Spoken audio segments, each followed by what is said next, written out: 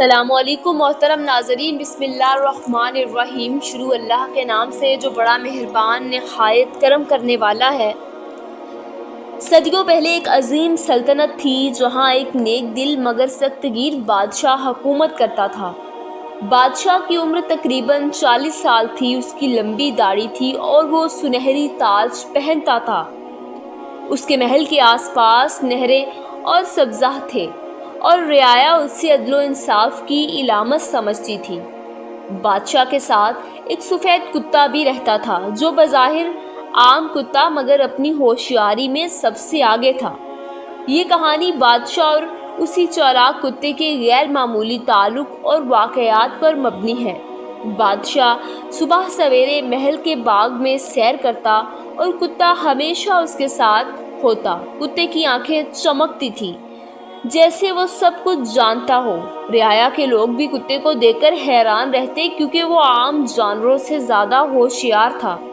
بادشاہ کتے پر بے پناہ بھروسہ کرتا تھا۔ اکثر درباری مذاق اڑاتے کہ ایک جانور پر اتنا اعتماد کیوں، مگر بادشاہ صرف مسکرا کر کہتا، یہ میرا دوست ہے اور اس کی وفاداری کئی انسانوں سے بڑھ کر ہے۔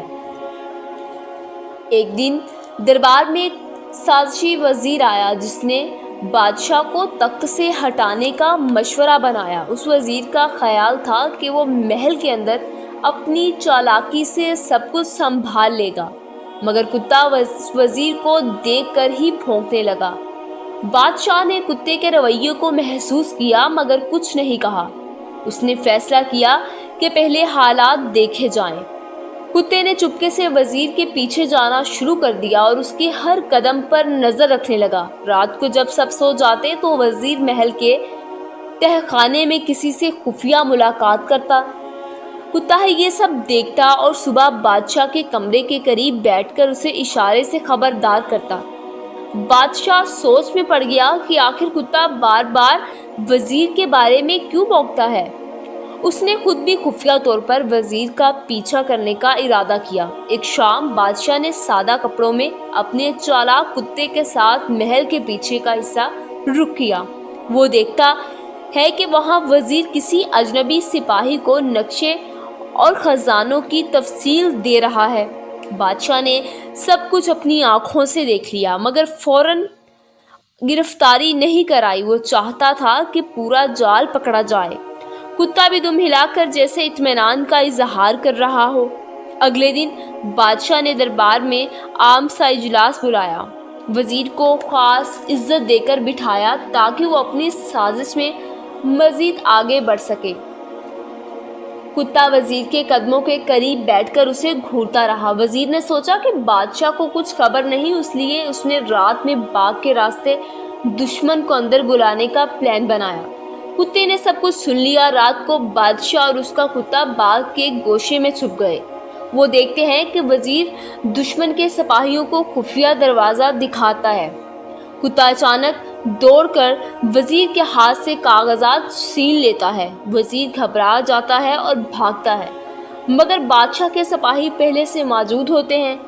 وزیر کو گرفتار کر لیا جاتا ہے اور بادشاہ سب ثبوت دیکھ کر رعایا کو حقیقت بتاتا ہے۔ لوگ حیران رہ جاتے ہیں کہ کس طرح کتے نے سلطنت کو بچا لیا۔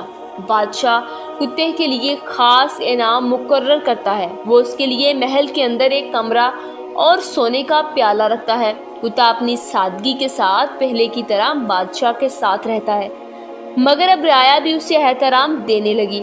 ایک دن ایک قریبی گاؤں کا بچہ محل میں گم ہو جاتا ہے۔ کتا فوراً اس کے نقش قدم سونگھتا ہے اور اسے جنگل سے ڈھونڈ کر واپس لاتا ہے۔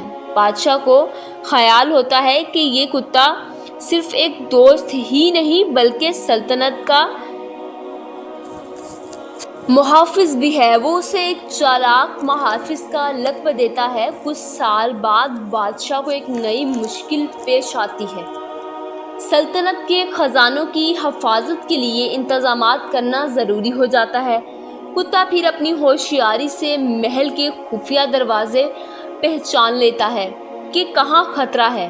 बादशाह उसकी मदद से नए कुफल और पहरेदार मुकर्रर करता है। दुश्मनों को अब कभी भी मौका नहीं मिलता कि सल्तनत पर हमला करें, क्योंकि कुत्ते की सूंघ और पहचानने की कुव्वत बहुत तेज होती है। बादशाह अक्सर दरबारियों से कहता है कि इंसान की पहचान मुश्किल है मगर वफादार जानवर की पहचान आसान है।